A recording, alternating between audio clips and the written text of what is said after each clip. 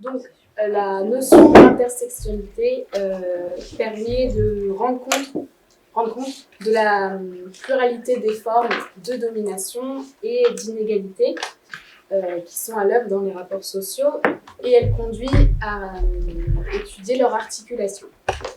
Donc, en France, elle est apparue au milieu des années 2000 dans le champ des études de genre. Depuis, il y a eu beaucoup d'usage de cette notion qui parfois la déconnecte de son contexte d'émergence, et ce qui est d'ailleurs critiqué par certains chercheurs. Mais avant d'arriver en France, donc ça vient des États-Unis, dans la fin des années 80, et elle a été théorisée par la juriste africaine-américaine Kimberlé Crenshaw, dans la lignée des réflexions critiques qui étaient formulées par le Black Feminism. J'essaie de le faire à l'américaine. Voilà. Et donc, grosso modo, ça émerge parce qu'il y a un contexte, le contexte militant et intellectuel des années 60 et 70 aux États-Unis fait qu'une partie de la population, en l'occurrence les femmes noires, sont invisibilisées. Donc il y a deux choses pour être schématique. Dans les années 60-70 aux États-Unis, il y a le féminisme matérialiste qui éclot, qui émerge. Donc ce sont des femmes plutôt blanches, plutôt de classe moyenne, plutôt hétérosexuelles, qui en fait considèrent que la classe n'est pas le seul vecteur de domination et d'exploitation. Et donc, avec les outils du marxisme, font l'analogie entre la domination de classe et la domination de genre. Et donc, c'est ainsi qu'elle commence à théoriser. Parallèlement, dans les années 60 et 70, il y a les mouvements de libération des Noirs aux États-Unis. Et donc, eux, ils contestent la domination raciale. Et donc, on voit que dans chacun de ces cercles militants, il y a une catégorie qui est invisibilisée et donc finalement exclue, c'est celle des femmes noires. Donc voilà, quand parmi les militantes féministes blanches, elles sont invisibilisées. Raciale et montre qu'il n'y a pas une classe des femmes qui serait homogène et qu'il y a des femmes, notamment les femmes de couleur, mais aussi les lesbiennes ou les femmes de la classe ouvrière qui se trouvent exclues de ces luttes-là. Et d'autre part, au sein des mouvements du Black Power, les femmes noires dénoncent des dominations de genre internes à ces mouvements-là. Et donc il y a un double mouvement d'exclusion et d'invisibilisation qui fait émerger ces théories, de l'intersectionnalité. Et en fait, Kimberlé Crenshaw utilise la première fois ce concept en 1989, à l'occasion donc, d'un litige portant sur le licenciement abusif d'un groupe de femmes noires. Et donc, elle montre que le droit antidiscriminatoire américain ne permet pas à ces femmes de bénéficier des protections auxquelles elles auraient droit, parce qu'il faut qu'elles choisissent à quelle discrimination c'est comme si elles devaient choisir leur catégorie de discrimination. Donc soit c'est une discrimination raciste, soit sexiste, alors que la réalité des discriminations qu'elles subissent est beaucoup plus complexe et articulée. Donc voilà, pour le contexte d'émergence très d'un point de vue factuel. Et du coup, on voit que ce concept, il naît dans un contexte qui est assez précis aux États-Unis à la fin des années 80, dans le domaine judiciaire, où l'idée c'est de mener des actions en justice contre des discriminations qui ne sont pas prises en compte par le droit américain. Ensuite, la notion s'étend au mouvement militant, et elle permet, dans ces mouvements militants, de révéler des angles morts, notamment des mouvements féministes et des mouvements antiracistes, comme tu l'as dit. Et enfin, elle arrive dans le monde universitaire scientifique, où la notion d'intersectionnalité, elle permet de voir la diversité du spectre des différentes discriminations, et notamment de mettre l'accent sur les discriminations raciales. Et pourtant, en fait, cette transposition d'une notion qui, à la base, est une notion juridique dans les mouvements militants et dans le champ académique, à des époques différentes, elle n'est pas évidente. Et c'est ce qui a amené un certain nombre de critiques, de limites qui ont été soulevées par différentes sphères autour de cette notion. Et donc on voulait, sans avoir la prétention d'être exhaustif, on voulait en soulever quelques-unes, histoire de poser un peu le débat. Donc une première limite qu'on pourrait identifier, elle a été formulée notamment par Elsa Dorlin, et c'est autour de ce contexte très précis du droit américain dans lequel la notion s'inscrit. Ce qu'elle dit, Elsa Dorlin, c'est que le droit américain, il marche par catégorie. Il identifie des individus en fonction de leur sexe, de leur religion, de leur race. Et donc, quand Kimberlé Crenshaw utilise cette notion d'intersectionnalité, il s'agit de montrer que ces catégories du droit, elles sont trop segmentées par rapport à ce que vivent les femmes noires. Et donc, ce que Elsa Dorlin dit, c'est que le droit français, il ne marche pas comme ça. Le droit français, il est plutôt centré autour d'une figure du citoyen universel qui n'identifie pas les individus en fonction de ces critères-là. Donc, elle dit déjà une première chose qui est que la notion d'intersectionnalité, elle ne se transpose pas de façon évidente dans le droit français. Autour de cette question de l'universalisme républicain très présent en France, c'est une critique qui a été reprise par la droite, l'extrême droite et une certaine gauche républicaine et laïque française, qui a remis en cause cette notion d'intersectionnalité sous le prétexte qu'elle remettrait en cause le contrat social français fondé sur un égalitarisme universaliste. Et qu'elle centrerait le débat sur des questions identitaires, communautaires, voire communautaristes, pour reprendre les termes qui sont utilisés. Et ces critiques, elles ont amené notamment à des formes de censure. On peut citer assez récemment la journée d'études organisée par l'ESPE de Créteil en 2017, ou un numéro de la revue Mouvement qui n'a pas été donc centré sur l'intersectionnalité, qui n'a pas été censuré, mais qui a mis plusieurs jours à pouvoir être accepté parce que ça avait fait débat. Il y a une deuxième forme de critique qui est plutôt portée du coup par ce type d'acteur. Une troisième critique est plus centrée sur la sphère militante, et notamment deux sphères qu'on a souvent croisées au cours de nos lectures. La notion d'intersectionnalité, elle est critiquée par certains collectifs féministes issus de la tradition matérialiste des années 60-70, qui identifient cette notion comme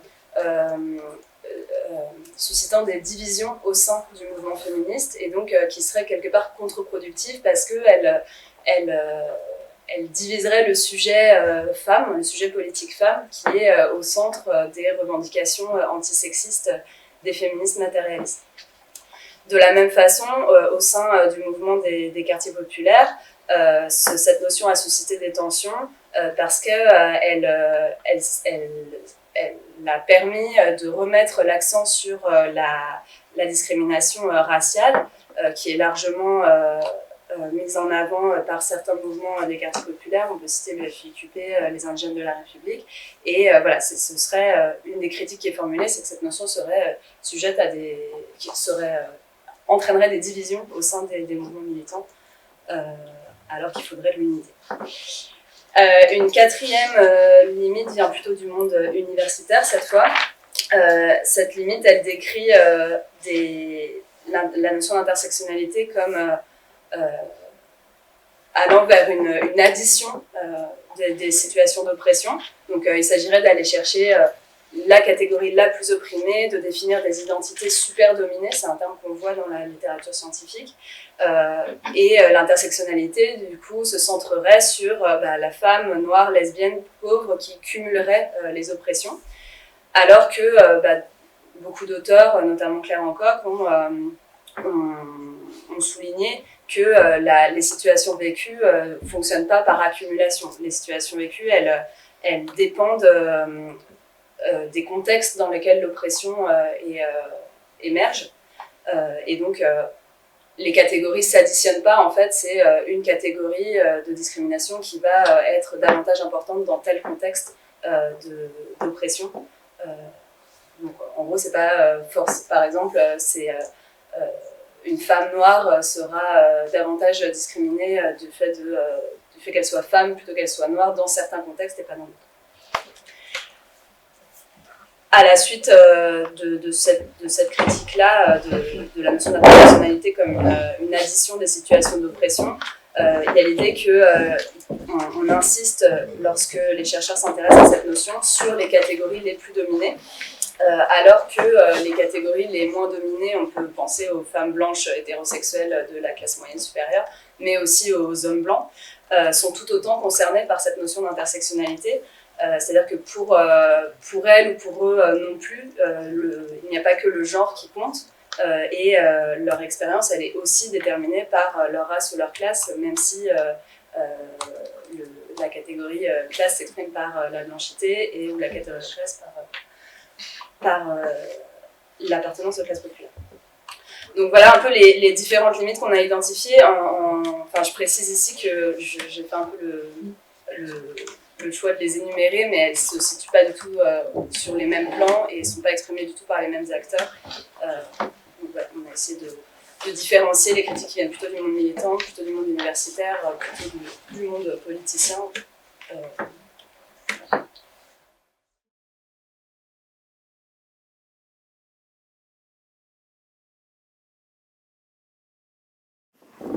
Merci de cette invitation qui, en fait, curieusement, mais non, en fait, c'est pas vraiment surprenant, coïncide avec des rebondissements de l'actualité. En fait, il semblerait que cette notion soit régulièrement ressaisie par des débats et par des formes d'interrogation, voire comment dire, de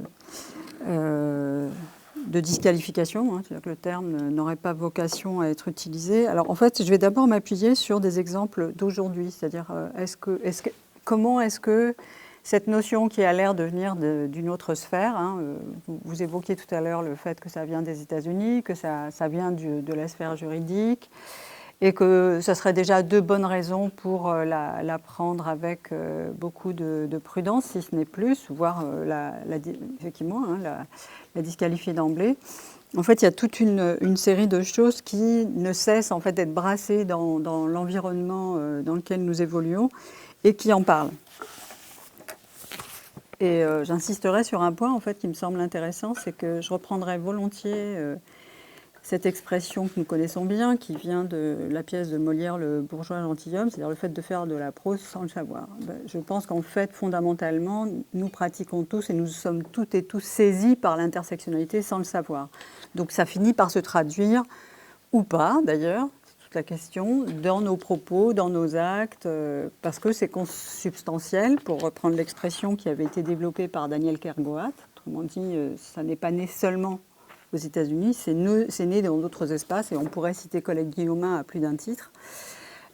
Donc il y a bien eu différentes sphères. Donc je pense qu'on peut déjà peut-être commencer à prendre nos distances avec cette disqualification qui vient du fait que nous sommes envahis par l'hégémonie états-unienne, anglophone, et que, évidemment, que ça ne vaut que là-bas, et que pour des raisons d'une certaine forme d'hermétisme culturel, institutionnel, ce qui vaut aux États-Unis ne peut pas valoir en France.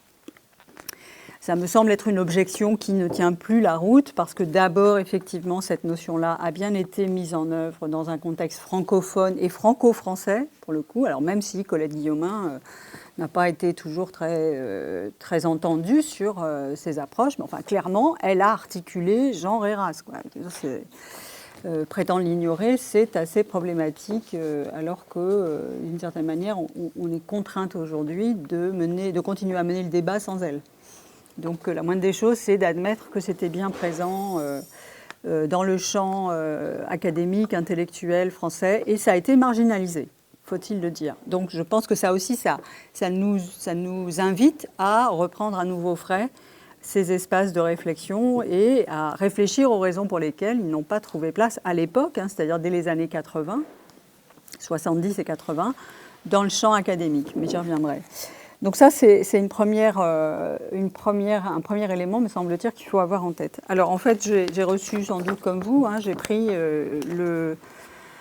le tract de l'UNEF qui a été distribué par un étudiant noir à l'entrée de la fac, je le précise, même si ça peut sembler stigmatisant, pas du tout. En fait, voilà, il se trouve qu'il était noir, ça aurait pu être quelqu'un d'autre, mais enfin, voilà. Et il m'a donc tendu ce tract qui dit, qui incite ou qui invite à lutter contre le racisme dans nos universités. Luttons contre le racisme dans nos universités. Le racisme est omniprésent à l'université au quotidien. Donc il y a toute une série d'éléments chiffrés qui sont proposés.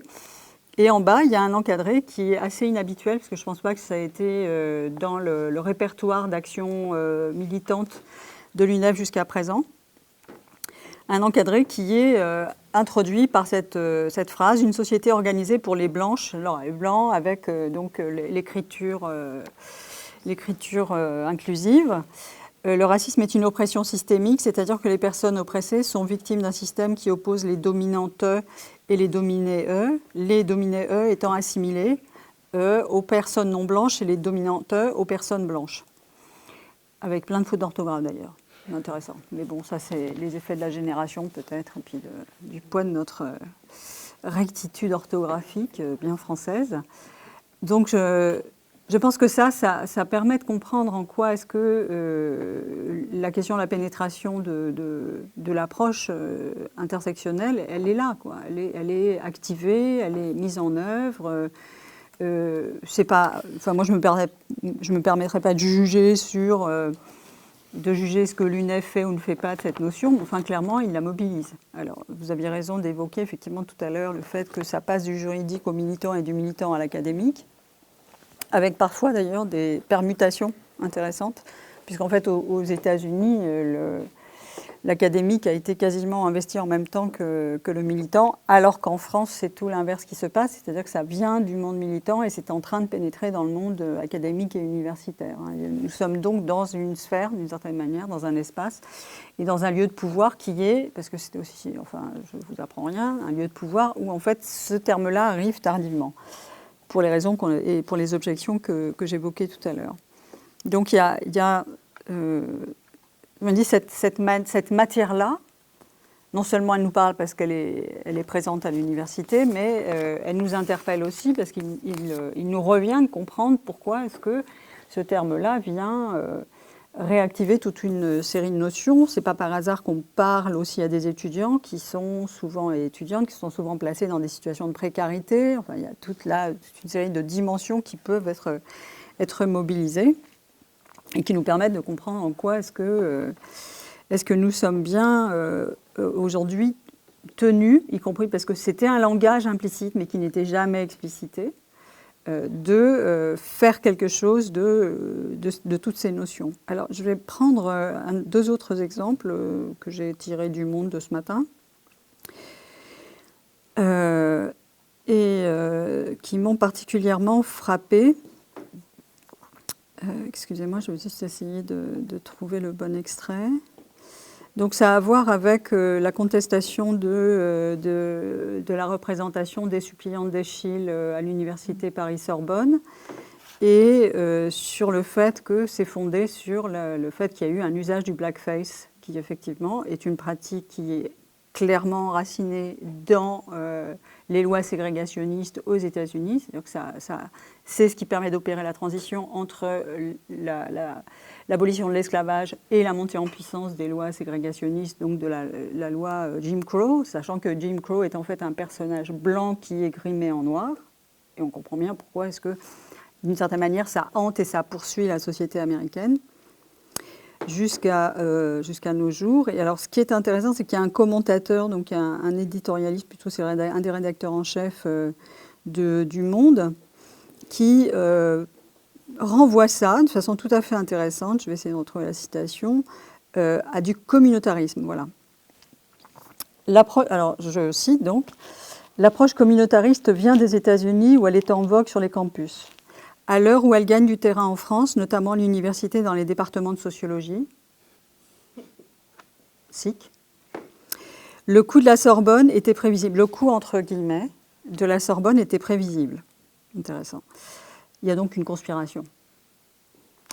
Que la pièce d'Eschyle ait été censurée là et non dans un théâtre, que les censeurs soient aussi des étudiants, l'UNEF a de son côté soutenu l'interdiction, n'est pas surprenant. Donc on voit comment est-ce qu'un tract distribué à l'entrée de la fac de Paris-Nanterre rejoint en fait toute une série de pratiques qui sont donc qui tombent sous le coup d'accusations de communautarisme, même pas entre guillemets, le mot communautarisme. L'approche communautariste est considérée comme étant consubstantielle en fait de toute une série de mobilisations antiracistes.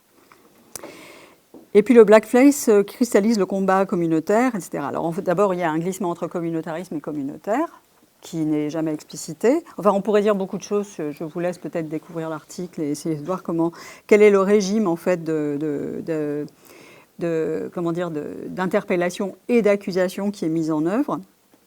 Mais il me semble tout à fait intéressant dans la mesure où, en fait, il ne prend à aucun moment en compte la dimension politique de ce qui est en train de se passer. En fait, il dépolitise et il essentialise, ce qui est une pratique assez classique, en fait, dans la disqualification de l'intersectionnalité, le fait de dépolitiser pour essentialiser les acteurs, en disant que sans doute, d'ailleurs, et on n'en sait rien, ce seraient des Noirs qui refuseraient que ce soit des non-Noirs masqués qui jouent dans Les Suppliants d'Eschyle.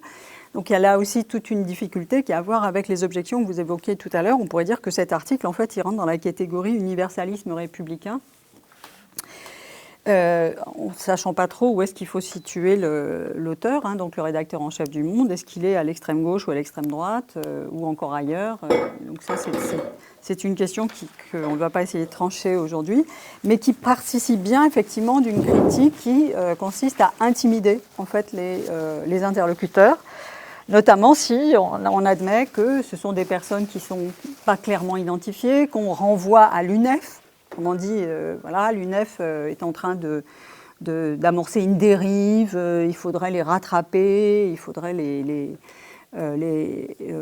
rappeler à la réalité, à la raison. Donc ça, c'est un deuxième exemple qui me semble intéressant du point de vue du fait que ça irrigue aujourd'hui l'ensemble des dimensions de notre société. C'est-à-dire, même si on prétend que c'est un phénomène qui est importé des États-Unis, il s'agit bien de quelque chose qui aujourd'hui est consubstantiel de nos modes de vie et de nos modes de perception du réel. Alors, dernier exemple, Jeanne Haddad, qui est une chanteuse qui a une notoriété croissante, dit à la fin d'une interview, donc toujours dans le même support, dans Le Monde, elle dit la chose suivante. Vous vous considérez à la réponse, vous vous considérez comme militante, donc c'est juste avant, je crois. Voilà. Vous avez souvent fait part de vos frustrations face à une société patriarcale et ultra-genrée. Comment jugez-vous cette évolution ? Il était temps que cette parole se libère, mais on est encore loin du compte. Certains équilibres ont été redéfinis, mais dans des cercles souvent privilégiés, dont je fais partie.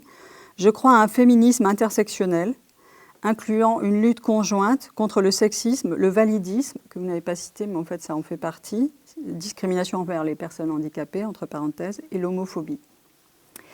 Donc il y a une autre dimension aussi qui me semble intéressante à souligner. Elle a sa propre recette, d'une certaine manière, de ce qu'inclut l'intersectionnalité. Et ça, c'est une dimension qui est assez peu soulignée en général, parce qu'il y a une fixation sur la race. Et ça, je pense que ça sera intéressant qu'on aborde ça directement, de façon à pouvoir engager le débat. La suspicion qui pèse sur l'intersectionnalité vient du fait que c'est par la race que ça a été théorisé, que ça a été imposé dans le champ à la fois institutionnel, judiciaire, aux États-Unis, et puis ensuite que ça a été emprunté à ce champ anglophone pour être amené en France. Et ça n'est pas anodin que ce soit à travers cette cette mobilisation de la théorisation de la race aux États-Unis que ça arrive en France, parce que cette théorisation n'existait pas en France, ou en tout cas elle était occultée. Je rappelle encore une fois qu'il y avait des théoriciens qui travaillaient là-dessus, donc Colette Guillaumin, mais pas seulement, il y avait Balibar et Wallenstein, enfin bref, il y avait des gens qui avaient écrit là-dessus. Et pourtant, ça a été complètement occulté. Donc, la raison pour laquelle nous nous trouvons aujourd'hui dans une sorte de débat paradoxal qui nous occupe plus que de savoir comment mobiliser ce qui a déjà été théorisé, y compris en français en France, vient du fait qu'il y a une sorte de rejet quasi viscéral de la mobilisation du concept de race. Et c'est parce que ce concept est systématiquement mobilisé dans... mais pas seulement, du coup c'est intéressant. Hein. Qu'est-ce qu'on fait de l'homophobie dans tout ça? Qu'est-ce qu'on fait de l'islamophobie? Qu'est-ce qu'on fait de toutes les formes de racisme? Autrement dit, c'est bien subsumé sous la notion de race. C'est celle qui permet, en quelque sorte, de résumer l'ensemble des questions d'assignation à des traits, des propriétés qui vont ensuite permettre de hiérarchiser pour disqualifier, pour priver de droits, ce qui est le contexte dans lequel ça va être mobilisé aux États-Unis, et pour, d'une certaine manière, aussi évincer de l'espace politique. C'est à ça que sert le concept de race. Il sert à hiérarchiser et à priver de droits. Entre autres, dans nos sociétés, mais enfin, il a eu d'autres usages dans des sociétés antérieures, dont on peut dire qu'on voit encore les survivances, à travers, par exemple, le système esclavagiste et le système colonial. C'est aussi cela, en fait, qui est ramené. C'est-à-dire que dès lors qu'on tire le fil de la race, viennent derrière deux autres fils, ou d'une certaine manière des bifurcations historiques avec lesquelles nous devons... à un moment donné, auxquelles il faut se frotter, qui sont celles du colonialisme et celles de l'esclavagisme, qui, même si elles sont définies dans des termes qui consistent à dire qu'elles appartiennent au passé, en fait, il y en a toute une série de réminiscences, d'échos, de survivance dans les sociétés contemporaines. Moi, je propose d'appeler ça le présent colonial. Ça peut parfois sembler être un oxymore, mais à bien des égards, ça n'en est pas un. Et c'est donc tous ces éléments-là, en fait, qui, à un moment donné, conduisent à considérer que l'intersectionnalité est problématique.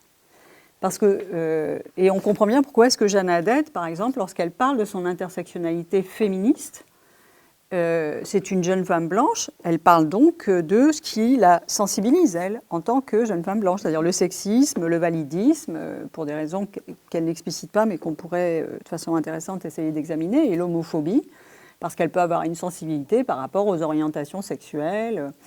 Donc ces questions-là, en fait, elles renvoient, il me semble, à la fois à toute une série d'expériences subjectives. Et je pense que ça a beaucoup à voir avec les raisons pour lesquelles on ne peut pas en faire l'économie. C'est-à-dire, c'est pas tant notre intérêt ou notre affinité avec le concept qui importe, de la même manière que c'est pas le fait qu'on aime ou pas le concept de race qui fait qu'on l'utilise. Le concept de race n'est ni aimable ni détestable. Il a des effets de générateur de compréhension du réel. Voilà. C'est à ce titre-là qu'on l'utilise. De la même manière, le concept d'intersection, et c'était le cas du concept de genre d'ailleurs, dont on voit à quel point est-ce que la complexité a fait qu'il a fini par s'imposer. De même, le concept d'intersectionnalité, et c'est la constellation sémantique dans laquelle il s'inscrit, et dans laquelle il serait intéressant de réinscrire les termes français qui ont été théorisés en leur temps. Et on voit bien pourquoi est-ce que, par exemple, Danielle Kergoat, lorsqu'elle écrit un de ses derniers livres, dit j'ai développé le terme de consubstantialité. Je comprends bien aujourd'hui qu'en fait, ça heurte dès lors que je propose d'y inclure la dimension de la race. Et l'arrière-plan colonial, elle dit effectivement que ce sont des dimensions qui n'étaient pas présentes dans ses travaux antérieurs, mais il lui semble nécessaire aujourd'hui de les inclure. Et elle sait qu'elle est en train de heurter quelque chose qu'on pourrait appeler le féminisme blanc universaliste français. Elle a bien conscience du fait que ça ça peut être particulièrement violent pour certaines femmes qui ont été d'ailleurs, y compris comment dire, à la fois ses collègues universitaires, mais aussi de proches militantes avec elle. Elle a bien conscience du fait que ça heurte. Donc, si on doit parvenir à libérer ce terme pour lui permettre de faire le travail qu'il peut faire, c'est-à-dire de prendre en compte toute une série d'expériences subjectives qui jusqu'alors ne pouvaient pas se dire, ne pouvaient pas être nommées et étaient d'une certaine manière systématiquement invisibilisées.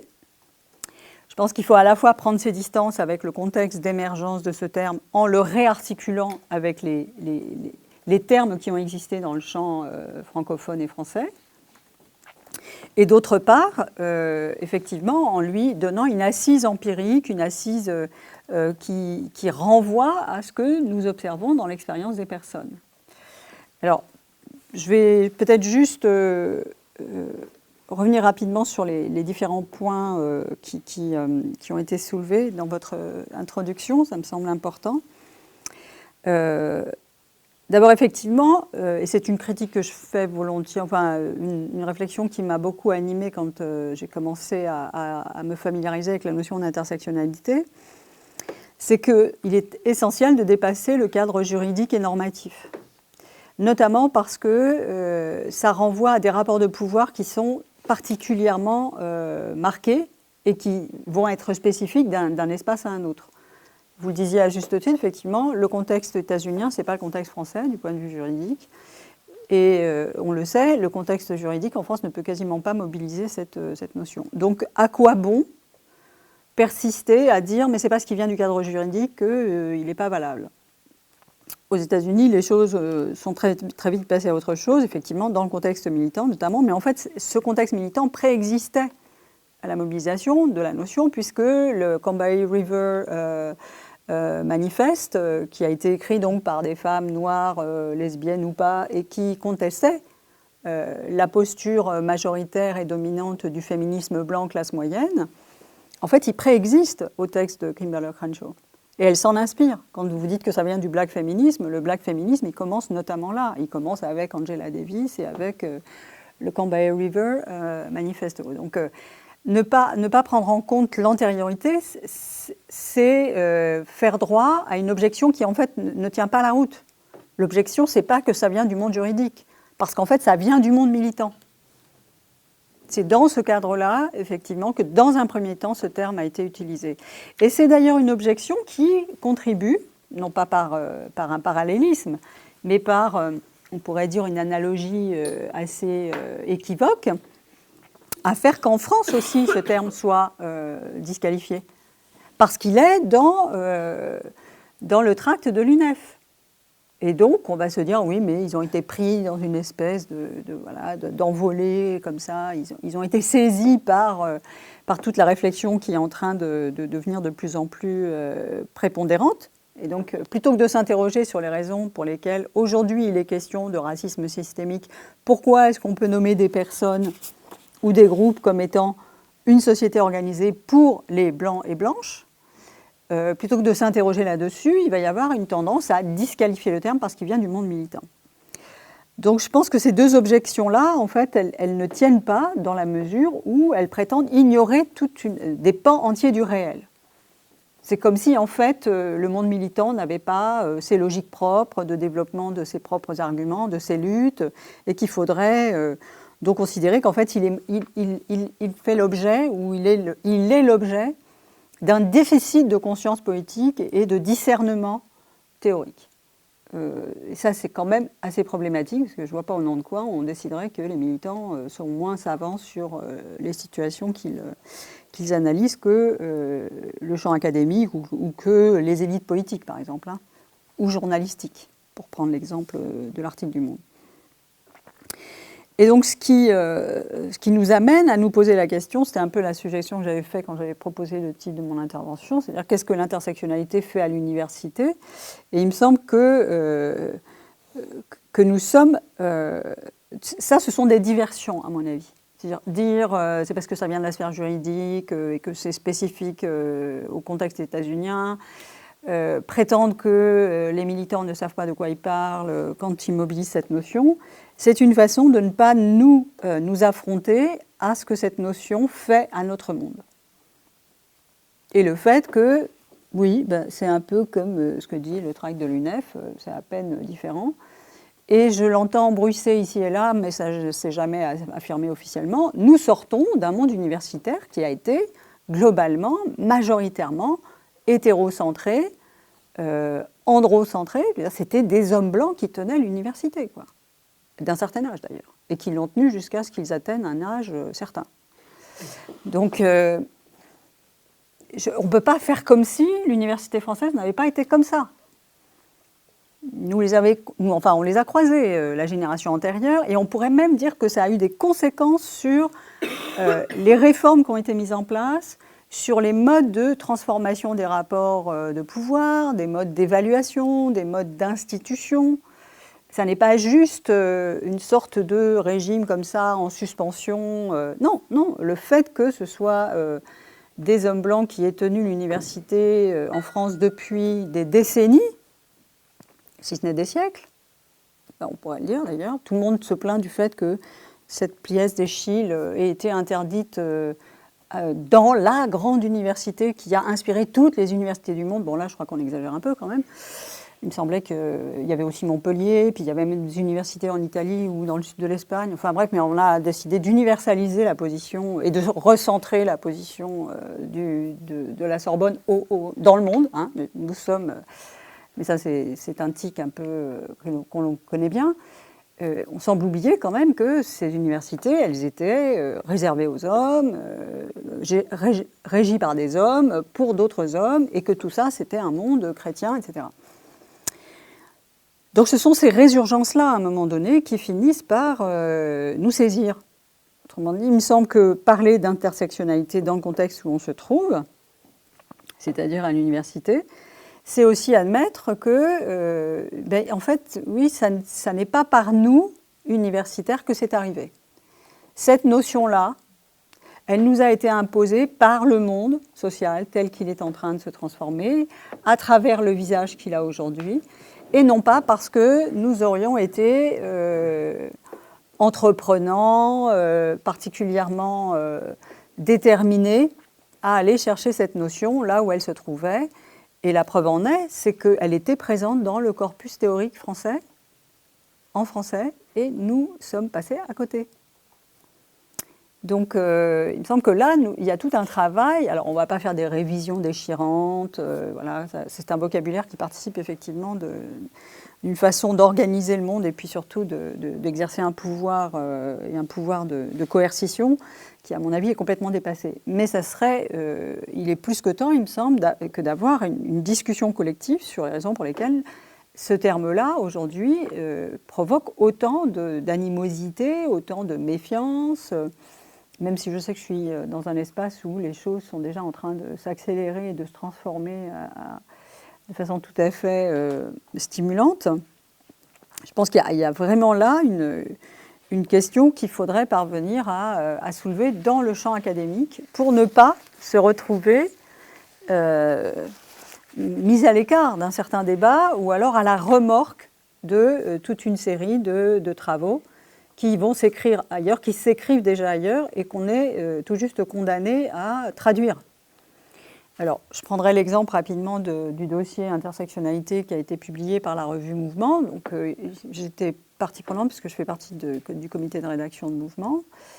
Alors, je ne vais pas vous faire de la pub pour le dossier, n'est-ce pas ? Je n'oserais pas quand même. Mais je voulais juste préciser un point. En fait, il a été désigné sur la page Facebook de la revue Mouvement comme il a été signalé. Et donc, le nombre de signalements qui ont été envoyés à une modération à laquelle je ne comprends pas grand-chose, d'ailleurs, parce que je ne connais pas Facebook, je ne suis pas dessus, mais bon, a suffi, en fait, à ce que le dossier soit bloqué. Donc, la raison pour laquelle ce dossier n'a pas pu être accessible dans les premiers jours, c'est parce qu'en fait, il y a eu une volonté délibérée de le bloquer. Et donc, la question, c'est de savoir quelle est notre responsabilité en tant que... espace de production de savoir, espace de diffusion des savoirs, y compris dans une revue qui n'est pas une revue stricto sensu universitaire, mais qui contribue à toute une série de débats. Et c'est symptomatique, effectivement. Vous avez cité un exemple, mais il y en aurait bien d'autres, d'exemples de contestation, en fait, d'initiatives, soit universitaires, soit militantes, par exemple syndicales, parce qu'elles s'emparent de cette notion-là. Et ça serait fâcheux qu'on finisse par se polariser sur la notion, tout en cherchant, parce qu'on cherche à ne pas voir ce qu'en fait elle met en évidence. C'est-à-dire, au fond, le mot m'importe peu. Je le dis de façon très directe. Moi, je ne suis pas là pour défendre l'intersectionnalité en tant que terme. Je suis là pour mettre en évidence les angles morts que l'on maintient et donc on perpétue, et la responsabilité qu'on peut avoir de ce point de vue-là, si on ne se dote pas des outils qui permettent de redéployer, de déplier ces espaces qui jusqu'à présent ont été confinés, occultés, mis à l'écart, y compris parfois pour des raisons qu'on continue d'ailleurs à essayer d'élucider. Et donc je voudrais juste proposer pour finir un aspect qui me semble intéressant, c'est le fait que, une des autres critiques, c'est de dire que ça fonctionne par addition des dominations. Alors ça, je pense que c'est une critique qui ne tient pas la route, parce que l'idée, ce n'est pas tant de raisonner en termes d'addition, mais plutôt de voir comment est-ce qu'elles interagissent les unes avec les autres. C'est pour ça que la notion d'intrication, de consubstantialité, nous permet justement d'amortir cette critique-là, de la renvoyer à une certaine forme de mauvaise foi, parce que si on additionne, alors là, pour le coup, si on met ensemble tous ces termes, si on constitue une constellation sémantique qui permet de parler de la multiplicité des formes de domination et d'oppression, et de la façon dont elles vont s'articuler, se renforcer, ou se neutraliser d'ailleurs, parce que tous les schèmes et toutes les modalités sont possibles. Ça permet notamment de comprendre comment est-ce que, par exemple, alors il n'y a pas un modèle idéal qui serait, au fond, il faudrait tous par un renversement de la représentation du modèle dominant. En fait, ce ne serait plus l'homme blanc d'un certain âge hétérosexiste qui serait le modèle, ça serait, donc vous disiez, je reprends, la femme noire lesbienne de classe populaire. Alors, voilà, quoi. Enfin, on n'en est pas là. Ça, c'est vraiment une vision complètement caricaturale de ce qu'on peut faire dans le champ à la fois militant et dans le champ académique. Il ne s'agit pas de renverser la figure dominante et de chercher à se situer par rapport à elle. C'est-à-dire jusqu'à quel point est-ce que je suis proche de la femme noire, de sa lesbianité, du fait qu'elle est de milieu populaire. Enfin, c'est parfaitement ridicule.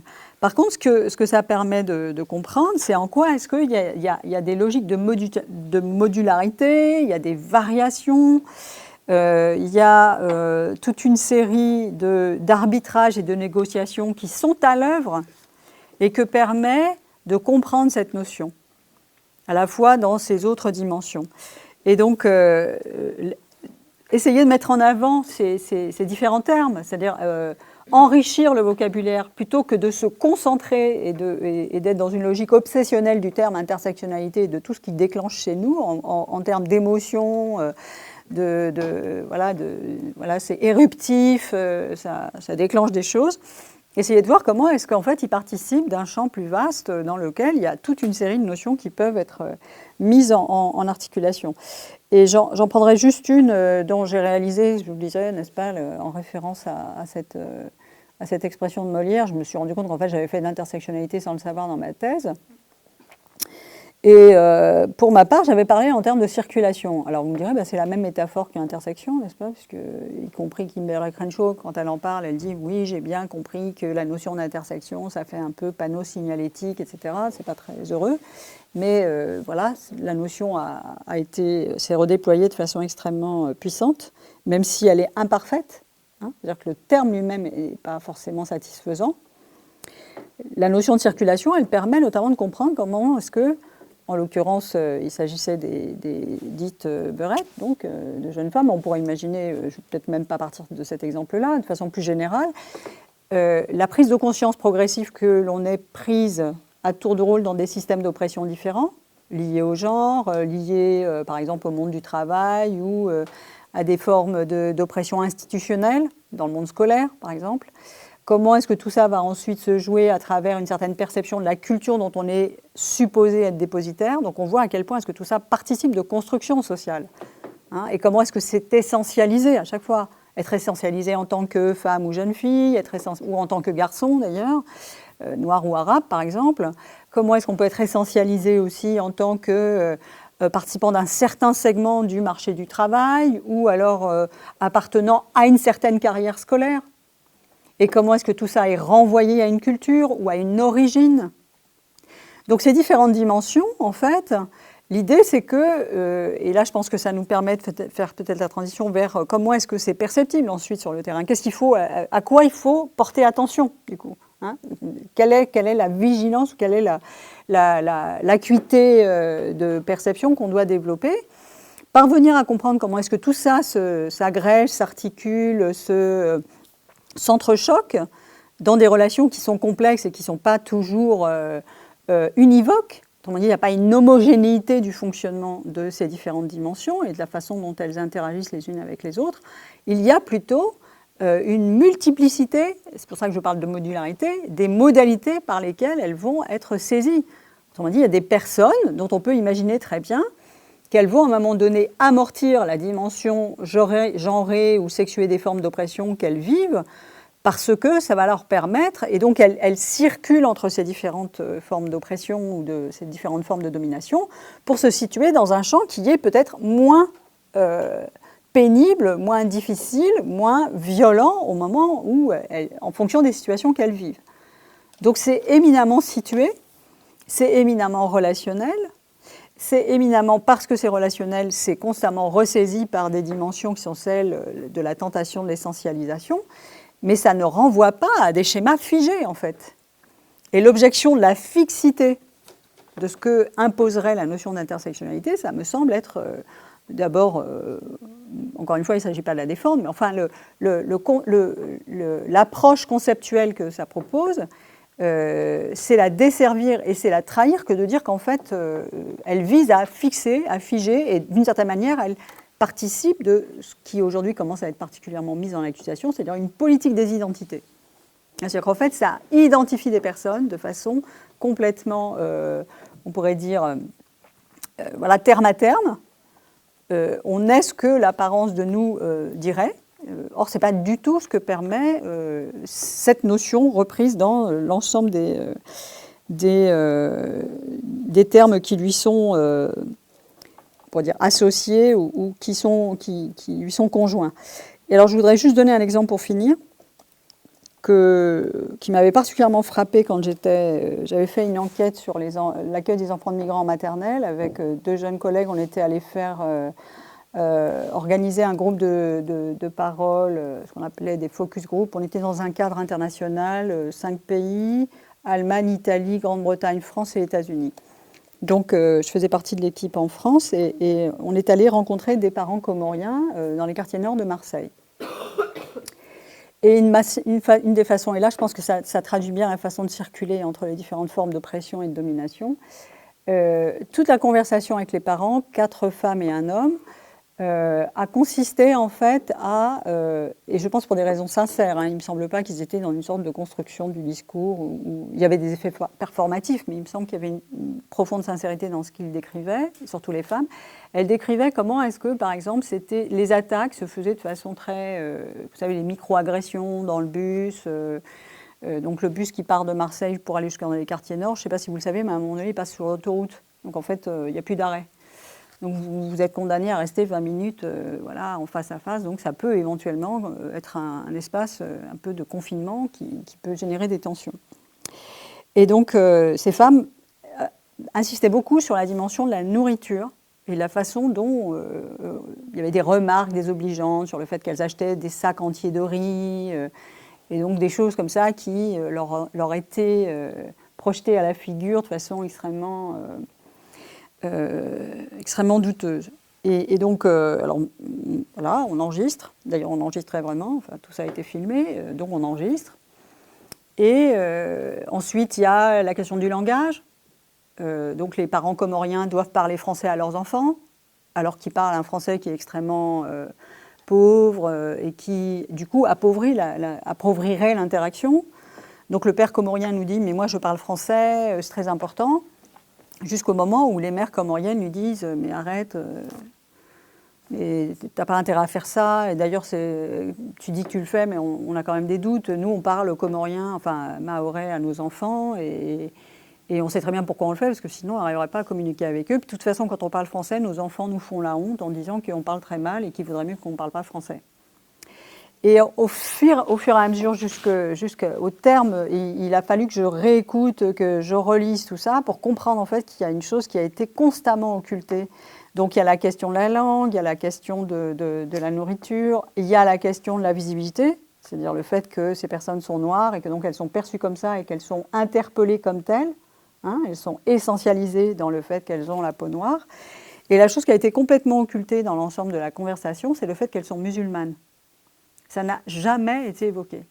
Et ça me semble être typique de la façon dont, si on saisit ça avec une approche, justement, qui cherche à voir comment est-ce que ça circule entre les différentes formes de pression, on comprend bien en quoi est-ce qu'elles sont bien conscientes de tout ça, et qu'il y a quelque chose, en fait, qui n'a pas vocation à être dit, ou alors à être dit de façon implicite. La question de la nourriture peut renvoyer à la question de la religion, puisque effectivement, il y a un régime alimentaire qui est celui des musulmans. Donc je voulais finir sur cet exemple parce qu'il me semble être intéressant de la façon dont il va... finalement, ça dépend de nous, quoi. On peut très bien passer à côté de toutes ces subtilités, de ces négociations qui sont exprimées dans le cadre d'un entretien collectif et qui sont traduites à l'attention d'ailleurs de personnes qui ont été perçues comme blanches, hein, c'est-à-dire que c'est aussi à ce moment-là que je m'aperçois que je suis blanche au regard des parents comoriens, même si je peux me percevoir autrement dans d'autres contextes, et même si je peux être assignée à une autre identité raciale dans d'autres contextes, pour eux, je suis blanche, y compris parce que j'arrive avec mon identité universitaire, de chercheuse, etc. Donc tous ces éléments-là, de l'interaction, de la façon dont on se présente à nous, s'il n'y a pas un outillage pour s'en saisir, nous risquons de passer à côté de domaines extrêmement subtils que les acteurs et les actrices en fait, mobilisent pour parvenir à tenir debout dans des situations d'oppression ordinaire, d'agression complètement imperceptible, hein, enfin, à part pour elles. Il n'est même pas sûr que les passagers qui leur disent ça comprennent qu'en fait, ils sont en train d'avoir des propos racistes à leur rencontre. Donc c'est sur cet aspect-là que je voudrais insister, c'est-à-dire peut-être éviter il me semble qu'à un moment donné, ça va devenir stérile de continuer à contester le terme en raison de ses origines honteuses ou je ne sais quoi, parce que tout ce qui vient des États-Unis est suspect, alors qu'on a un travail à faire pour comprendre ce qu'est aujourd'hui, par exemple, la société française. J'imagine que dans le contexte de votre programme Pop Part, l'idée c'est effectivement d'être à l'écoute et d'être le plus exact possible dans les formes de traduction qu'on peut faire de ce qui se joue aujourd'hui dans les endroits que vous allez, à la rencontre desquels vous allez. Donc, moi, je prends beaucoup mes distances avec les débats en cours, parce qu'il me semble qu'ils sont profondément idéologiques et qui sont aussi des manières de vouloir absolument préserver sa position de pouvoir. Je pense que ça a beaucoup à voir avec ça. Contester l'intersectionnalité, c'est maintenir un statu quo et c'est tout faire pour conserver une position hégémonique, en contestant d'ailleurs l'hégémonie du terme. Donc je ne suis pas sûre que ce soit une lutte absolument nécessaire de se placer à ce niveau-là. Par contre, démontrer, et il y a des travaux qui l'ont déjà fait, en quoi est-ce que la notion d'intersectionnalité ou le champ sémantique qu'elle occupe a de véritables vertus descriptives et heuristiques, oui, ça me semble être beaucoup plus urgent.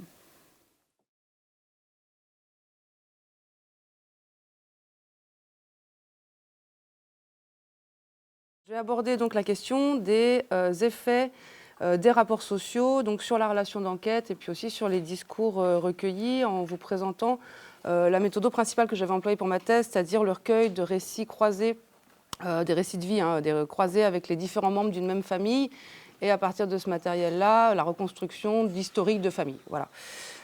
Donc un mot quand même rapidement sur le sujet de la thèse, même si ce n'est pas forcément ça qui va nous occuper, mais voilà, je l'ai soutenue en 2012 et j'ai travaillé sur, donc je disais tout à l'heure, le rapport à la politique des descendants d'immigrés qui résident dans des quartiers d'habitat social. Et l'objectif ou les résultats consistaient à souligner l'importance de certaines expériences sociales dans la construction du rapport à la politique, et en particulier la discrimination, puis d'une manière générale le maintien dans une altérité péjorée. Et donc pour ça, la méthode des historiques de famille, donc des entretiens biographiques que j'ai conduits avec les différents membres d'une même famille, s'est révélée particulièrement riche, ou peut-être plus exactement, en fait, l'emploi de cette méthode-là m'a permis d'accéder à une complexité que je n'avais pas forcément soupçonnée au départ, parce que ça permet à la fois de mettre au jour les effets des expériences vécues sur le rapport à la politique, et puis ça invite à interroger en fait, les différences importantes qui peuvent s'observer à l'intérieur des familles, entre les différents membres de la famille, alors même qu'une famille est globalement porteuse, on va dire, de conditions socio, culturelles, économiques de vie qui seraient les mêmes pour les différents membres de la famille. Et du coup, c'est intéressant parce que voilà, ça permet de rentrer un peu à l'intérieur.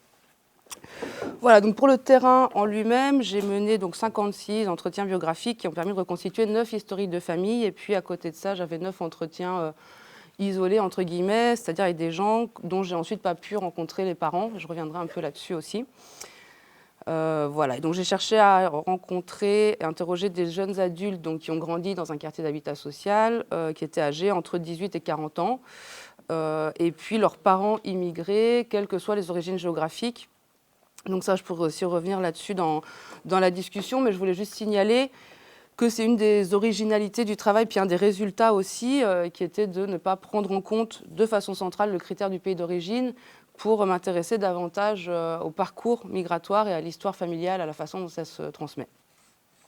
Voilà, donc je vais parler en 2 temps, donc en suivant, on va dire, la chronologie d'une enquête de terrain. D'abord, donc, comment on obtient des entretiens, et ensuite, le poids des rapports sociaux sur les discours qui sont recueillis et comment on peut les travailler. Voilà, du coup, la première partie, obtenir des entretiens biographiques avec les différents membres d'une même famille. Donc les personnes que j'ai rencontrées, que j'ai cherché à rencontrer, puis sur lesquelles j'ai concentré mon étude, donc des jeunes adultes, étaient des jeunes adultes, et en fait, j'appartenais globalement à la même génération que eux. Mais cette proximité d'âge n'a pas forcément facilité les relations et l'obtention d'entretiens, voire même au contraire peut-être. Donc ça, j'y vais y revenir dans un second point de cette partie pour dire qu'il y a vraiment d'autres effets aussi qui interviennent. Je vais d'abord commencer par souligner le fait que finalement les 2 critères principaux sur lesquels reposait la constitution entre guillemets de mon échantillon, c'est des caractéristiques que je ne partageais pas avec mes interlocuteurs, c'est-à-dire l'origine étrangère et le lieu d'habitation.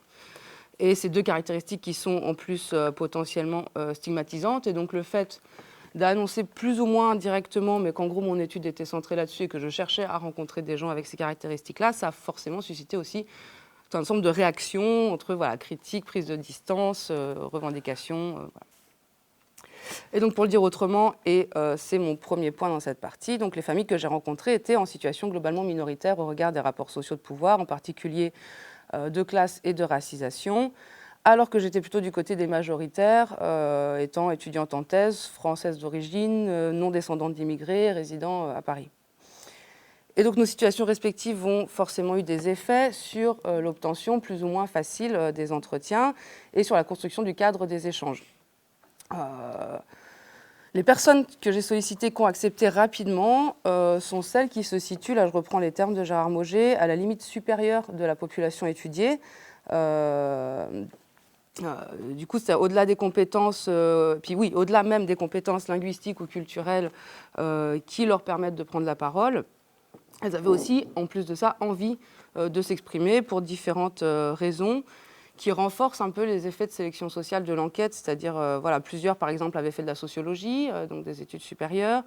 Il y en avait aussi plusieurs qui avaient vu récemment leur situation changer, que ce soit suite à l'obtention d'un emploi ou d'un engagement politique, ils avaient envie d'en témoigner, ou des jeunes adultes qui étaient, par exemple, de retour d'un séjour Erasmus et qui voulaient aussi raconter ça. Et donc à l'inverse, j'ai envie de dire assez classiquement, en fait, il a été plus difficile de rencontrer des personnes qui étaient dans les situations sociales les plus difficiles, que ce soit pour des questions économiques, sanitaires ou juridiques. Voilà. Mais ça s'observe finalement, quelle que soit l'enquête et peut-être l'enquêteur, quand on travaille en milieu populaire. De façon peut-être plus spécifique, il m'apparaît globalement que le fait d'être une femme m'a plutôt aidée. Alors peut-être parce que cette caractéristique-là me range du côté des minoritaires au regard des rapports sociaux de sexe. En tout cas, il m'a semblé que c'est aussi peut-être parce que c'est une identité sociale qui n'est pas ou peu menaçante. Et je crois que ça m'a permis de rentrer assez facilement dans la sphère privée des familles, en particulier de mener des entretiens à domicile avec des femmes et de jeunes filles. Voilà. Le fait d'être étudiante a aussi pu jouer en faveur de l'obtention de certains entretiens, surtout avec les parents qui disaient accepter l'entretien pour m'aider. Et là encore, je pense que ce statut est assez peu menaçant. J'étais jeune, enfin oui, il faut le croiser aussi avec l'âge, jeune, en formation, pas encore clairement située dans la hiérarchie des positions socio-professionnelles. Le fait d'être blanche, visiblement française, même si les apparences pourraient être trompeuses, mais voilà, n'est pas apparu de façon claire comme un frein ou comme une aide. Mais par contre, c'est certainement la caractéristique qui a le plus pesé dans les relations nouées avec mes interlocuteurs. Ça crée une forme de distance ou d'extériorité par rapport à un contexte où la très large majorité de la population est d'origine étrangère.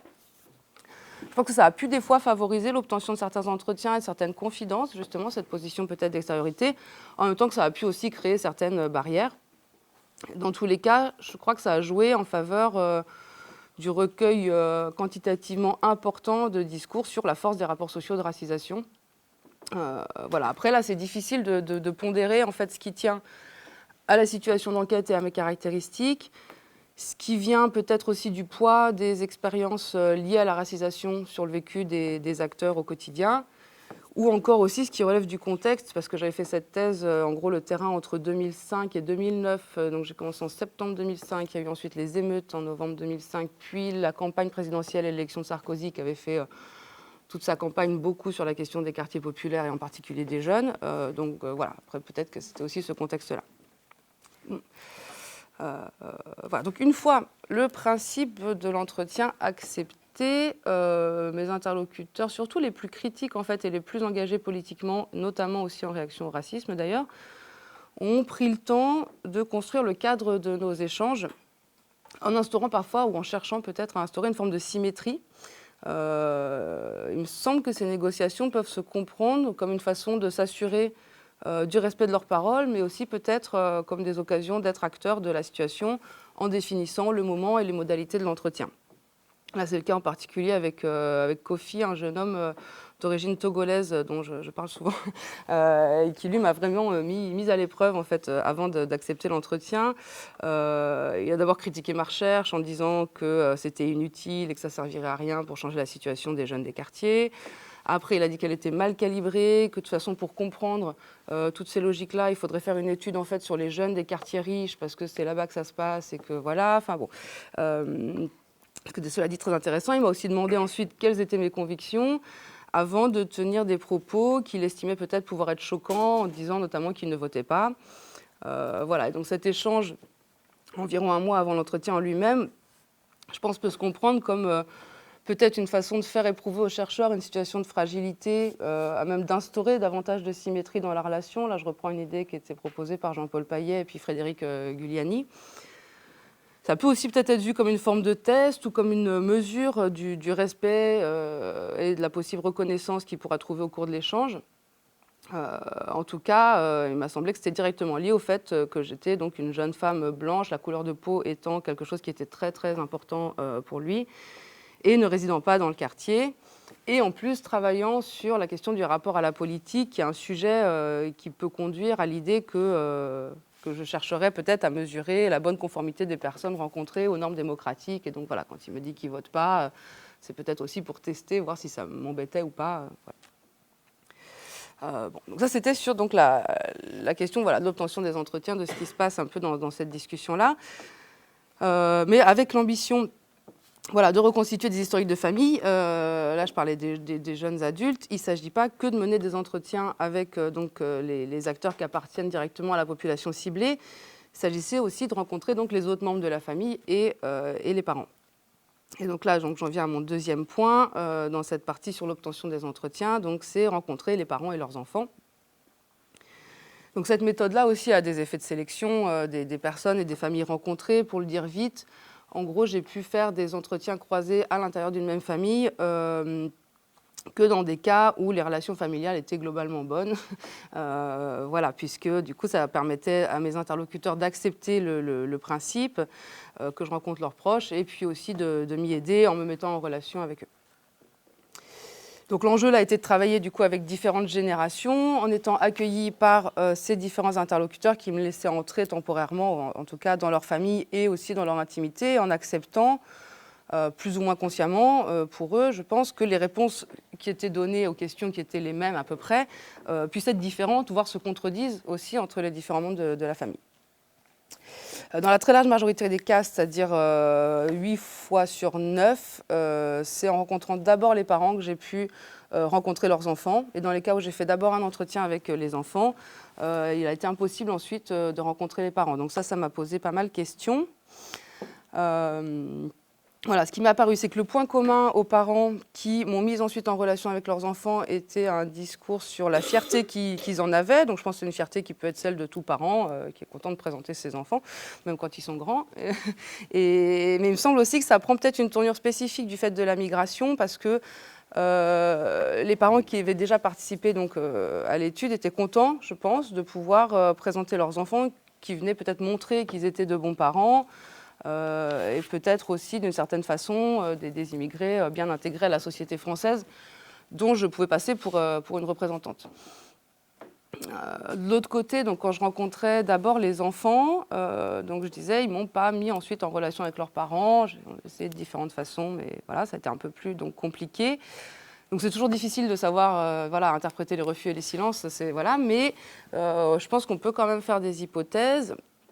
Il m'a semblé que si les jeunes limitaient l'accès à leurs parents, ça pouvait venir du fait que, jouant, mais comme tout le monde, hein, mais jouant sur des identités peut-être multiples et différentes, ils préféraient empêcher l'accès à leur sphère familiale au sein de laquelle ils tiendraient peut-être un autre rôle que celui qui me présentait en entretien.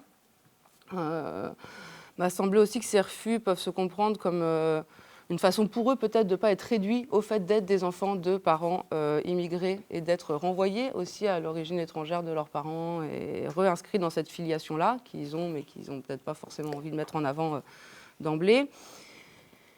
Et puis, il m'a semblé aussi que ça pouvait être une façon de... Enfin, voilà, on peut le comprendre, les refus, comme une crainte d'un jugement dépréciatif à l'égard de leurs parents, qui ne parlent pas toujours bien français, qui exercent des professions pas toujours valorisantes, et qui sont porteurs de marqueurs assez forts de l'origine étrangère, donc des marqueurs qui sont souvent moqués ou condamnés dans la sphère publique, en particulier en France.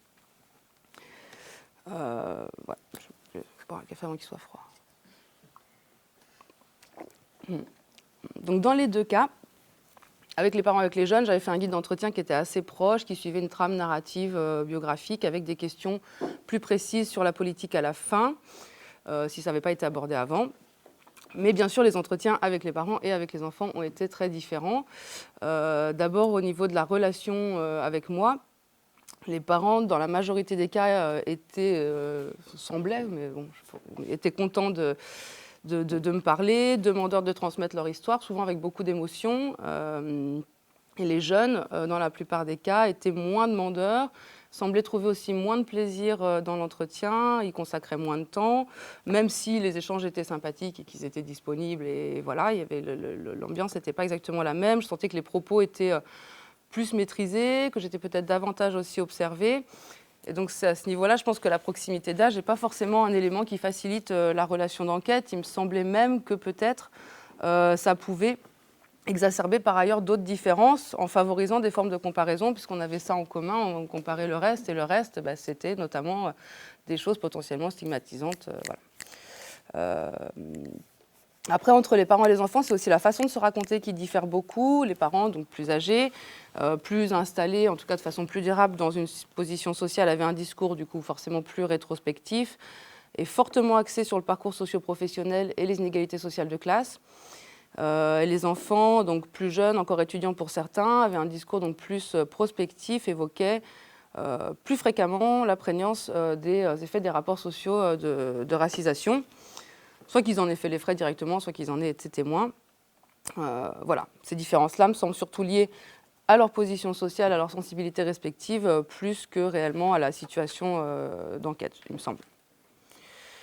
Voilà, donc je commence à parler des discours recueillis, donc j'en viens maintenant à ma deuxième partie, donc mener des entretiens biographiques et faire avec les ajustements biographiques.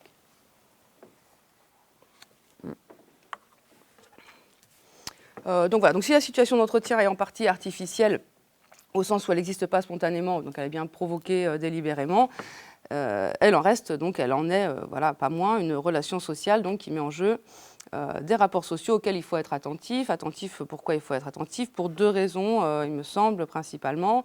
D'une part, pour rester constamment vigilant au fait que les discours recueillis sont toujours des discours adressés et reconstruits, et ça c'est important dans la façon de les travailler. Et d'autre part aussi parce que justement, c'est peut-être bien ces constructions de sens et de cohérence qui, parce qu'elles sont tributaires de logique sociale, sont intéressantes.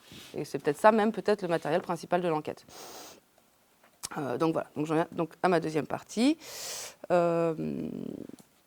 Donc lorsqu'ils me parlent, comme je disais, mes interlocuteurs s'adressent à une personne globalement située du côté des majoritaires, donc ça influence les discours, l'entretien, et bien une relation sociale marquée par des rapports sociaux. Donc ça, c'est le premier point.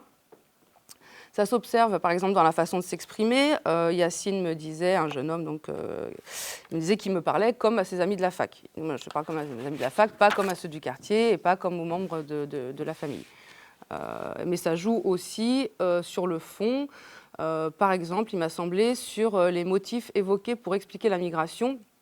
C'est dans de nombreux cas, la migration est d'abord présentée comme relevant de logique économique ou de raisons économiques. Donc il s'agirait de venir trouver en France des meilleures conditions de travail et de vie. Et bien souvent, au fur et à mesure de l'entretien ou lors de discussions ultérieures, peut-être plus informelles, les causes de la migration en fait, apparaissent souvent beaucoup plus complexes et aussi beaucoup plus intimes. Et je pense que la tendance à mobiliser d'abord la catégorie de la migration économique peut se comprendre comme un emprunt qui serait fait à la grammaire officielle disponible pour se raconter. Ça, il peut s'agir en fait d'une façon aussi de se protéger en empruntant des éléments du texte public écrit par les dominants. Là, je reprends le vocabulaire de James Scott dans son livre « La domination, les arts de la résistance », qui est super bien. Voilà, je fais une petite parenthèse publicitaire. Donc voilà, en empruntant donc, des éléments du texte public, donc de la grammaire officielle, écrits par les dominants pour se raconter. Et donc protéger comme ça aussi son intimité, se protéger aussi peut-être des éventuels soupçons que pourrait entraîner une explication un peu moins univoque. Je pense que ce besoin de se protéger vient bien sûr de la situation de minorisation à laquelle ils sont cantonnés, du fait des rapports sociaux de racisation, mais aussi du lieu de résidence, l'articulation des deux pouvant voilà, rejeter ces personnes dans une forme d'altérité menaçante et dépréciée. Voilà. Donc de plus, sur donc, toujours le contenu des discours, le sujet du rapport à la politique, je le disais tout à l'heure, je le redis, joue également bien sûr sur la relation d'enquête, parce que l'intérêt pour la politique fait l'objet d'une forte attente normative. Il y a peu de personnes qui ouvertement et tranquillement affirmaient ne pas s'y intéresser. Souvent c'était avec un petit peu de gêne ou voilà. Surtout qu'en plus, travaillant sur ce sujet, moi j'étais aussi perçue comme quelqu'un qui s'y intéresse et qui est en attente de discours informés et construits sur la politique. Voilà. Donc compte tenu de mes caractéristiques personnelles et du sujet, j'ai essayé de réduire au mieux les biais normatifs, donc les discours construits à partir des normes que les enquêtés pourraient se représenter comme valables ou comme étant celles que j'attends. Voilà, donc ça, on n'y arrive jamais complètement, et puis c'est pas forcément l'enjeu non plus, mais voilà, j'ai essayé, donc en prenant contact en amont, de aussi discuter avant l'entretien, toutes ces petites choses-là. Il m'a semblé que pour ça aussi, l'utilisation des récits de vie était un outil vraiment intéressant pour construire aussi une relation de confiance dans le cadre d'un entretien long, voire des fois de plusieurs entretiens sur des sujets très variés, et du coup, la politique n'étant abordée qu'à la fin. Voilà. Donc voilà, donc j'ai essayé de construire un cadre propice à un discours le plus proche possible de ce que pense et ce que souhaite dire la personne interrogée, voilà, sans chercher vainement à obtenir un discours neutre, dégager toute logique sociale. Et il me semble même qu'au contraire, l'objectif est justement bien de se saisir de la relation sociale qu'est l'entretien pour comprendre la façon dont les acteurs se présentent, veulent être perçus, pour saisir comment eux-mêmes aussi articulent différentes expériences pour construire un sens à leur parcours. Je pense par exemple à Aïda, une jeune femme d'origine marocaine qui me disait comment le fait d'avoir grandi dans un quartier d'habitat social était à l'origine avec d'autres expériences aussi scolaires, etc., mais était à l'origine de son envie de devenir CPE dans un quartier d'habitat social aussi, alors pas le sien, mais un autre similaire, on va dire, et en parlant de son métier comme d'un engagement en fait, politique quasiment. Voilà, donc à un moment, on repioche dans ces expériences passées pour reconstruire du sens à ce qu'on fait et à ce qu'on projette de faire. Et donc c'est bien cette dimension-là de l'entretien biographique comme exercice d'une construction de cohérence. Donc c'est là-dessus que je voudrais dire quelques mots maintenant. Donc dans un deuxième point, voilà, l'entretien, un discours adressé et construit. Alors lorsqu'on fait le récit de sa vie écrit Anselm Strauss, on ordonne les événements de façon symbolique. Il dit le sens qu'on donne à sa vie repose sur les concepts et les interprétations auxquels on accorde délibérément la primauté sur la multitude désordonnée des actes de son passé. Donc ça, il appelle ça l'ajustement biographique, et cet ajustement biographique opéré par les interlocuteurs peut être lié donc, à la relation d'enquête, bien sûr, mais il me semble aussi que c'est quelque chose qui se construit comme un discours de l'enquêté pour lui-même, en fait. Ça, d'une certaine façon, dans le cadre d'un récit de vie, l'enquêté qui se raconte se parle également à lui-même et témoigne aussi de l'état de son élaboration, de la cohérence de son propre parcours. Et donc c'est bien cette construction-là qui, du coup, loin d'être considérée comme un artefact qui perturberait la réalité qu'on cherche à comprendre, est, je crois, l'un des matériaux de l'enquête. C'est-à-dire que le fait que le discours soit construit sur demande dans une situation particulière n'est pas un obstacle à la connaissance, et au contraire même, parce que c'est bien les logiques individuelles et sociales qui président à la construction de ce discours qui sont intéressantes à saisir. Donc, autrement dit, les discours sont intéressants parce que justement ils sont adressés, c'est-à-dire qu'ils sont porteurs d'une demande de reconnaissance qu'on peut aussi essayer d'analyser sociologiquement. Et puis ils sont intéressants parce qu'ils sont construits et donc ils portent la marque des rapports sociaux de pouvoir qui traversent la situation d'entretien, mais aussi plus largement qui impriment les parcours et les représentations. Donc voilà, bon, je me répète un peu, mais bon, voilà, le recueil d'un récit de vie donc suppose pas la quête exhaustive du réel, ni même la saisie chronologique sans faille, mais invite plutôt à s'intéresser aux évocations qui sont exprimées, à la façon dont les expériences sont reliées les unes aux autres, aux identifications revendiquées plus ou moins directement au travers du discours. Donc voilà, donc le discours recueilli correspond à une construction de sens à un moment donné, mais voilà, cette construction peut être mouvante, mais en même temps, dans la mesure où le sens qui est donné au parcours détermine aussi les choix qui sont opérés, ça présente quand même une relative stabilité. Voilà. Même si on a tous nos parts d'incohérence, il y a quand même quelque chose qui se dessine. Donc voilà, ceci étant, il s'agit donc toujours d'une construction inachevée et incomplète, puisque comme le dit Strauss, les actes du passé sont désordonnés. Et donc les entretiens sont toujours porteurs de dissonances et qui sont là aussi à analyser pour ce qu'elles sont, c'est-à-dire enfin c'est ce que je vais proposer en tout cas, des signes de l'épaisseur du social dans les biographies. Donc pour finir dans un dernier point, je voulais souligner donc l'importance qu'il y a à travailler pas malgré, mais avec et même sur ces dissonances. Donc le travail d'analyse des entretiens consiste à expliquer des explications, pour reprendre l'expression de Florence Hegel et Marie-Claire Lavabre. Donc il ne s'agit pas de reconstruire une histoire vraie, hein, le bel oxymore, mais bien de saisir les choix faits par les enquêtés qui se racontent, parmi toutes les expériences biographiques qu'ils ont vécues, pour donner du sens à leur parcours, donc saisir les choix qu'ils font. Et donc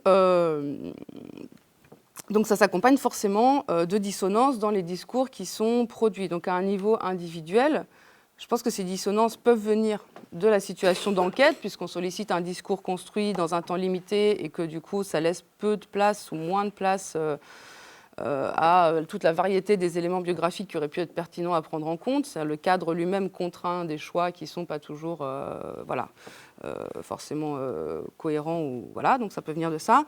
Je pense que les dissonances peuvent venir aussi du fait que les acteurs ayant, au-delà de la situation d'entretien, des identités multiples et puis des parcours parfois aussi aléatoires, fait d'essais-erreurs, le discours qui rend compte de ces identifications et de ces parcours est partiel et aussi parfois contradictoire. Et je pense enfin, et puis peut-être surtout, que ces dissonances, elles sont la marque des logiques sociales qui façonnent les expériences biographiques et leurs récits. Donc les dissonances dans les discours peuvent être comprises finalement comme un révélateur aussi des injonctions contradictoires auxquelles les acteurs sont confrontés. Donc là, en l'espèce, ils sont appelés, par exemple, à réussir en France, mais sans dévaloriser le pays d'origine.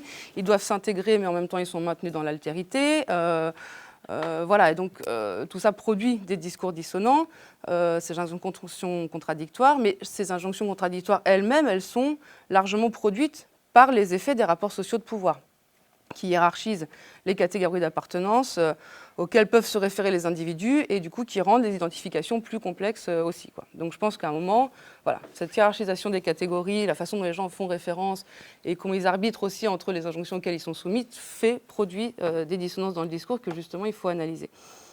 Voilà, et par exemple, j'avais recueilli tout un tas de discours très ambivalents sur le rapport au pays d'origine, par exemple, qui sont pour moi directement liés aux effets des rapports sociaux de racisation et puis aussi, bien sûr, à la colonisation. Voilà, à un niveau plus collectif, on observe aussi, bien sûr, des dissonances dans les historiques de famille reconstruits entre les différents entretiens. Parce que les différents membres d'une même famille ont en commun une histoire, mais la façon qu'ils ont d'en retracer les éléments les plus saillants selon eux, ça laisse parfois croire qu'il ne s'agit presque pas de la même histoire. J'avais des fois des gens qui me racontaient le parcours migratoire de leurs parents et les parents qui me racontent leur migration. Ce n'étaient pas les mêmes migrations. Voilà, et donc là, l'objectif de l'analyse, ça consistait à montrer comment la façon dont chacun se situe par rapport à son histoire, en particulier donc l'histoire de la migration, peut influencer les choix faits et les affiliations, notamment politiques. Donc, par exemple, le père, et je finirai là-dessus ce point, mais le père et la tante de Kofi, dont je parlais tout à l'heure, elles sont venues en France en gros au même moment pour les mêmes raisons. Ils appartenaient à la famille du président togolais qui a été assassiné dans un coup d'État, donc plutôt classe très très supérieure au Togo. Et puis, suite à ce coup d'État, ils ont trouvé refuge en France. Voilà. Et donc, ils habitent dans ce quartier. Donc, ils étaient tous les deux très engagés politiquement dans leur pays, sont restés très attentifs à la politique togolaise, tout en commençant aussi à s'intéresser à la politique française. Et donc de cette histoire-là, leurs enfants respectifs font un récit et en tirent des leçons très très différentes. Donc je vais très vite, mais en gros, Kofi, lui, il s'est engagé dans un mouvement panafricain radical, différentialiste, voilà. Et il dit que pour lui, il s'agit de construire les conditions d'un retour au Togo, si possible, pour y exercer des fonctions politiques. Et Sefako, donc son cousin, lui, il retient de la migration, en fait, que ça a surtout entraîné un important déclassement social. Et il construit un parcours autour d'une réussite professionnelle plus individuelle. Et il suit des études de mathématiques appliquées à la finance. Et pour lui, c'est l'économie, de toute façon, qui régit l'ordre mondial. Donc voilà. Donc à un moment, voilà, c'est pas... voilà, c'est juste pour montrer cet exemple. Du coup, le poids non univoque des rapports sociaux, c'est-à-dire qu'à un moment, on peut avoir des situations concrètes qui peuvent être les mêmes, mais la façon dont chacun s'en saisit et le sens qui est donné va voilà, mettre l'accent des fois sur certains pans des expériences plutôt que sur d'autres. Voilà, donc pour conclure, puis en lien aussi avec le séminaire que vous proposez, peut-être pour lancer aussi la discussion, je voulais souligner, ce que j'ai peut-être pas suffisamment fait dans l'intervention, mais l'importance qu'il y a pour traiter l'articulation des rapports sociaux, à les étudier en contexte, à l'échelle locale des interactions, voilà, ce que vous disiez tout à l'heure. Alors, je ne suis pas sûre, et ça je pense qu'on peut en discuter, et ça m'intéresse en plus, je ne suis pas sûre qu'on puisse considérer le lieu de résidence comme relevant d'un rapport social, si on s'en tient à la définition, en tout cas qui est celle que moi je retiens, de Daniel Kergoat, pour qui les rapports sociaux sont des rapports de pouvoir qui construisent des groupes sociaux aux intérêts antagonistes. Voilà, je ne suis pas sûre qu'on soit dans cette logique qui est du coup une définition un peu marxiste avec l'idée de dialectique. Voilà, donc je ne suis pas sûre que le lieu de résidence rentre dans cette définition-là. Parce que comme il y a une mode aussi, un peu d'intersectionnalité, machin, analyse, rapports sociaux, on a tendance des fois à vouloir lister tout, enfin à considérer que tout ce qui serait à l'origine d'une discrimination et d'un traitement inégalitaire relèverait d'un rapport social. Moi, je pense qu'il faut quand même, voilà, peut-être distinguer les choses parce que les logiques ne sont pas les mêmes. Bon, bref. Tout ça pour dire, en tout cas, voilà, que le lieu de résidence, néanmoins, reste, est quelque chose d'essentiel à prendre en compte, surtout quand il est aussi marqué que dans les quartiers d'habitat social qui se caractérisent par une forte homogénéité du bâti, si ce n'est pas forcément l'architecture qui crée le social, mais bon, voilà, une forte homogénéité en tout cas, et surtout une forte homogénéité de la population. Enfin, il y a plein d'origines différentes, mais globalement, on a des gens qui, au regard des rapports sociaux de classe, sont plutôt dans les situations défavorisées. Et puis qui sont voilà, une catégorie médiatique et politique fortement mobilisée et connotée aussi, donc je pense que c'est quand même quelque chose d'essentiel. Et puis du coup, un des résultats du travail que j'avais mené pour la thèse, puis aussi pour une petite étude que j'avais faite sur les travailleurs sociaux d'un centre social, avait consisté justement à essayer d'interroger les effets de ce contexte sur les parcours d'engagement et sur la façon de se définir, de se construire, en essayant de pointer, et là aussi ça m'intéresse d'en parler, finalement la situation ambivalente des habitants dans ces quartiers qui sont minoritaires ou minorisés, on va dire, à l'échelle nationale, mais qui, au niveau de leur quartier, sont plutôt majoritaires, au moins numériquement. Et je me suis demandé dans quelle mesure, à l'échelle locale, la revendication d'une origine étrangère, d'une appartenance ethnique ou d'un passé, d'une histoire familiale marquée par la migration, peut aussi peut-être parfois devenir une ressource pour ceux qui s'engagent dans le champ associatif ou politique, pour ceux qui exercent des professions sur place. Voilà, et du coup, ça me semblait intéressant, et là je finis vraiment, d'interroger aussi la valence différentielle des ressources et des catégories d'identification en fonction du contexte. Et je pense qu'en plus, c'est quelque chose qui peut être intéressant pour sortir aussi des fois d'une lecture un peu misérabiliste de la situation dans les quartiers.